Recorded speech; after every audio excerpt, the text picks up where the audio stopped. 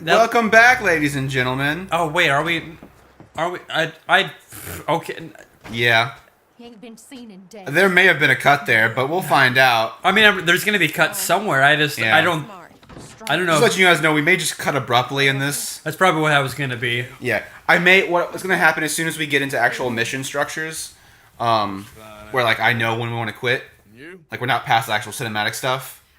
Yeah, once we're actually into the game. It's Ease it, Haas. Ease it. He ain't been seen. Why don't you slow your roll? How long has the PS4 been out? Like 4 or 5 years? I don't know. I feel like it's only now starting to hit its stride as far as like developers. And then 2 years really we'll get a knowing new it. system. Yeah, I know. That's exactly what it like. Now that developers have finally hit their stride, they know how to develop for the consoles. Like, all right, dev kits for PlayStation 5. PS4 has been killing it. Like Horizon, God of War, this. I mean, mind you, this is a third-party game, but still, it's basically PS4. Everybody's playing on that. Persona 5, Nier Automata, which I'm not a big fan of, but everybody seemed to love. I need to download that because it looks like my kind of game. It's too much. You want to talk about setup, story stuff? That game just... It does not get right into it. It's very confusing. Well, I'm a Kingdom Hearts fan, so I'm used to that. It's a fine game. I just don't think it's as good as like what everybody said it was. It's funny. It's like I went on Twitter today and I was looking at different stuff and people were posting like anti Red Dead 2 stuff. And it's like there's a difference between actual criticism. Like there are things to criticize this game about that I would be like, okay, yeah, I agree with that. Like I can see where you're coming from. Yeah, everything I said at the very beginning. No. You were being broad without actually being in the game. But what I'm saying is stuff like it's criticism where it's like, oh, people love this game, well, I hate it. That kind of stuff. Yeah. Like just immediate contrarian opinions where it's like I don't sense genuine, criticism. I sense you just wanting to be different. Yeah. And I can't stand that. It's like when I see people this is a weird side thing. But when I see people have bumper stickers, like the Stick Family bumper stickers, but they have the anti ones, yeah, that's even worse. Yeah, it's like you're taking the effort to criticize something that is already just stupid enough just to ignore. You're actually buying something to criticize that. You're like feeding into the marketing on both sides. You're criticizing something, and you still have a bumper sticker on your car, so exactly. You're double losing. Yeah. Come at me, bumper sticker people. I'll fight you. No, you can be like me and just have one bumper sticker. I have 0 bumper stickers. And it's a baby Groot. Because I'm that person. Baby Groot, I love Groot. Baby Groot, Daddy Groot, Oh, I hate that meme. Why did it become a meme? Yes, Papa. Makes me so angry. That also makes me very angry. No, Papa. Memes have gotten... So many of the popular memes of the past couple months are just like, look at this. I don't know. I like real stupid memes. I like those. Change the camera angle. I like those deep fried first person memes. horse riding. I like this angle. I like the further one out. Yeah, I'm a third person player. This reminds me of Lost Planet. Remember that game, kids? What's a Lost Planet? Lost Planet. It's a video. Pluto? No, it's a video game that was on Xbox. Wait a yes and me. The Lost Planet. Actually, didn't it get reinstated? Are you a Pluto birther? I'm Pluto truther. Pluto is out there. Pluto's not even a... Pluto's flat. Flat Pluto-ist. Pluto was born in not the Milky Way. Pluto cannot run for solar system president. I'm a single issue candidate. Make Pluto a planet again. Pluto rights matter.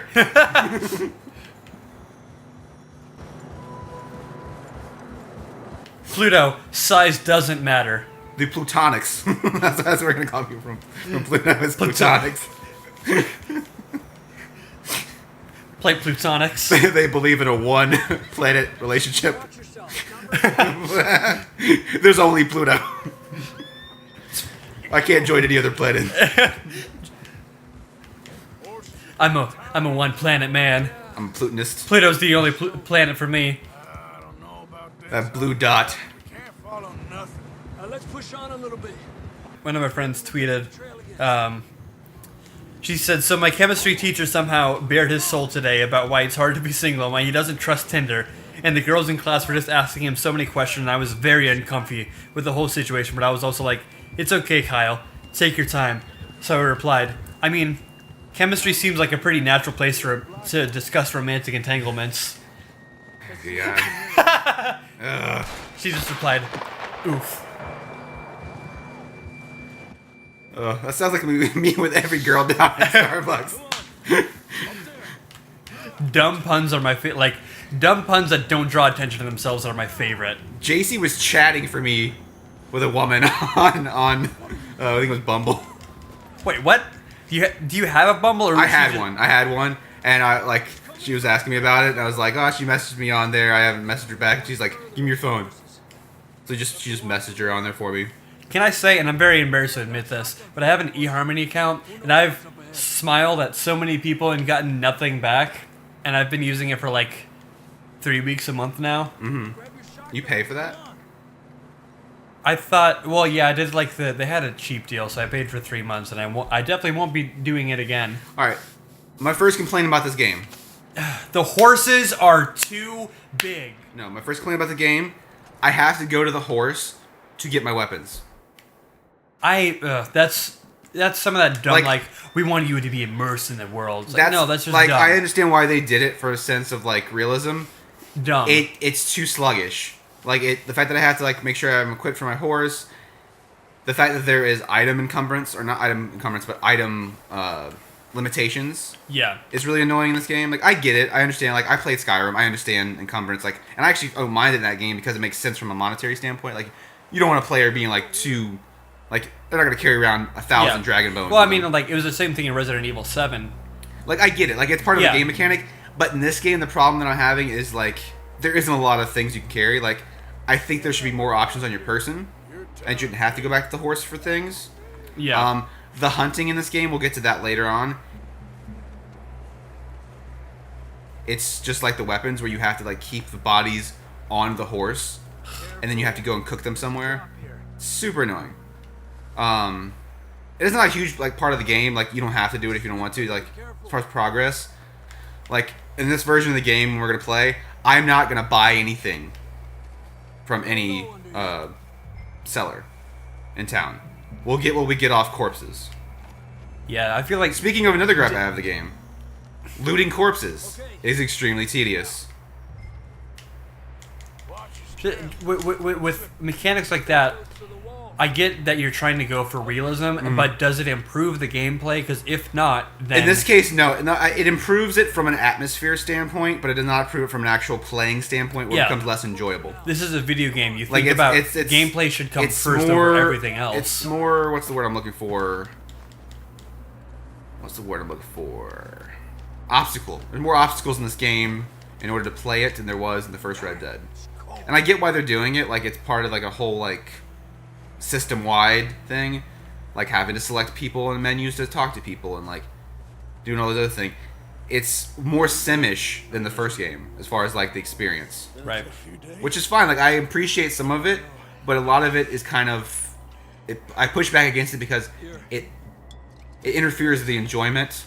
Like it's not as smooth. Like what you were talking about before with like the scenes and stuff at the beginning. I don't mind that because that's at the beginning, right? Like that goes past like. This game does have cutscenes and stuff after that, but for the most part, from what I've played, that's the most cutscene-y the game gets outside of just individual interactions and stuff. So I don't mind that since it's at the beginning, you get out of the way, you set up, what it is and stuff like that. What I don't like is the small little stuff in between that, like, hitches you up, no pun intended. Right. In gameplay. Yeah. Like, what I loved about the first Red Dead, outside of the story and the characters and stuff, was just that you get into the gunplay real easy. Like, you can just go around. I did enjoy the collecting aspect of it. This game makes it a little more, like, it's more of a hindrance. Speaking of Red Dead 1, there's our boy. Alright. Mr. Marsden. I've never played a Red Dead. He's the protagonist of the first game. This is a prequel. This is back when Marsden was part of this gang. But you don't play as Marsden. Wait, Red Dead 2 is a prequel to Red Dead 1? Yes. What? So it tells the story of the gang that Marsden was part of before he decided to split off from them. He's not like a main member of the gang or anything. He's just part of the gang. But this is just like an introduction to show like he actually is here with the gang. Let's try this way. This game is very... I'm frustrated that Red Dead 2 is a prequel. That's not how prequels. That's not how sequel prequel. If it's a prequel, it's Red Dead, and then you have a subtitle. Well, that was the thing a lot of people were worried about that played the first one when they found out this was going to be a prequel. Is they were like, oh, like, is it going to be as interesting story wise because we already know a lot of stuff? It's like, well, you don't know a lot of stuff. Like even the first game, they didn't tell you all these like gang stuff. They just told you the general stuff about Marsden and like his experience. Yeah. So that like I'm okay with that. I'm glad that you have a different protagonist than Marsden. Because that's what I was afraid of the most. Is like, oh, we're just gonna play Marsden again, like in a prequel. Right. But Arthur Morgan seems like a pretty like decent character so far from what I've played. So I'm happy that he's the he's the character. I have no problem with the game being a prequel, but if it's Red Dead 2, it's just the naming doesn't make sense.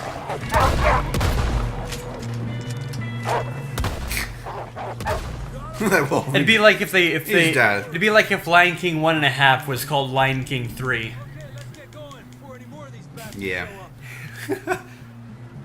Which one's my horse? I don't want to steal your horse. It'd be like if Kingdom Hearts Birth by Sleep was called Kingdom Hearts 3. Alright, let's not get into the naming conventions of Kingdom Hearts games.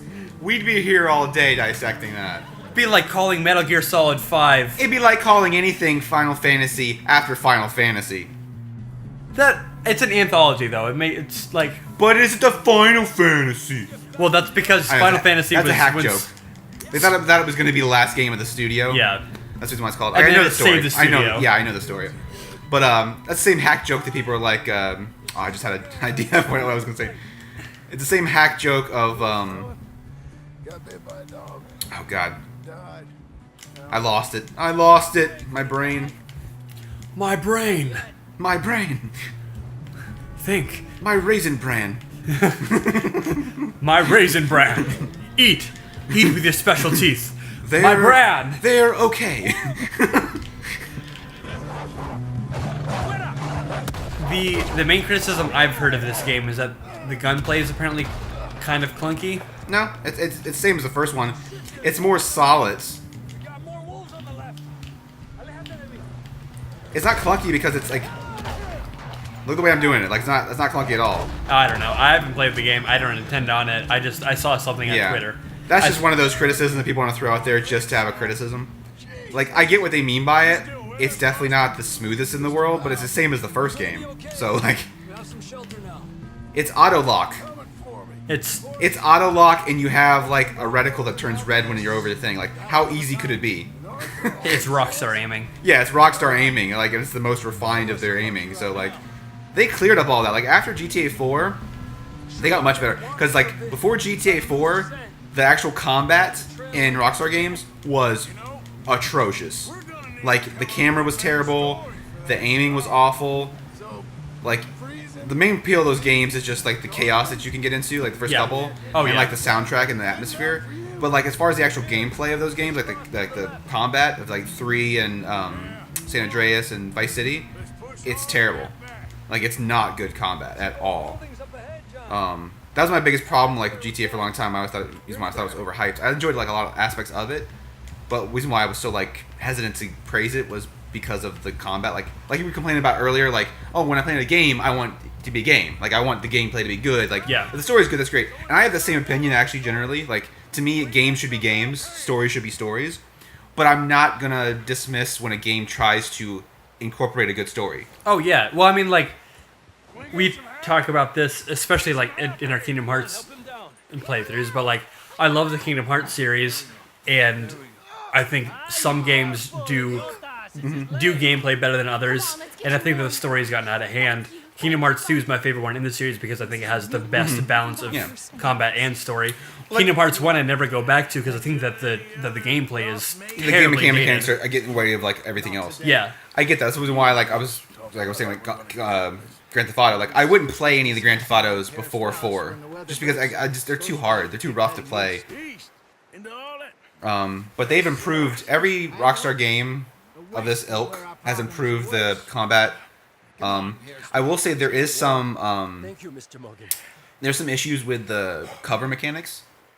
A lot of things you think would be cover are not, and that causes an issue. That's one issue I've had with this game as opposed to the other Red Dead. The other Red Dead, a lot of the cover areas were pretty obvious, whereas this one you kind of have to like maneuver. You're like, why is this odd-shaped rock a cover spot, but this clear box is not? Yeah. There is some issues with that. So if that's what they mean by clunkiness, I get that. But the actual like aiming and firing and all that stuff, and on horse and everything, because everything's latched to a path anyway, generally speaking. Right. Because you can hit X and stay on a path while you're shooting. So there's no real issue with that. But the cover, there is a little bit of rough stuff. When the storm breaks, we move. But we're safe here. I started playing this with headphones, and like the atmosphere stuff is really cool. I want to start playing God of War that way. Like I'm gonna go back to God of War because I've heard a lot of the atmospheric stuff in that game is super good, like sound wise. Yeah, if I'm playing video games, I either want surround sound or headphones. I don't generally play it just. Well, like when I with was doing it, like speakers. it was late at night the first night I got it, and I didn't want to be playing it Yep. loud with my roommates and stuff. But like I have decent, like they're something headphones. They're gaming headphones. I forget the brand of them. They were recommended by a guy I watch on YouTube, and it was a recommendation. Well made. I thought you were just gonna say, and it was a recommendation. Full stop. Read that back, stenographer. It was a recommendation. Stop. Apart from you, of course. Shut up, Micah. I ain't never seen so many long faces. I guess folks miss them. I fell, but when I fall, I don't want no fuss. Man, I was so confused. I hate that guy in this game. Which one? Micah, the guy who just talked when I fall off. That guy, the guy with long hair right there. That Oh, guy. yeah. I hate his character. Not like he's Ooh, I badly. love him. He punches dudes. Not that he's badly written. I just hate like. Yeah. He's the wild card guy, and I hate He's wild like cards. the Trevor. Yeah, basically. You fools punching each other when Como Driscoll's needing punching.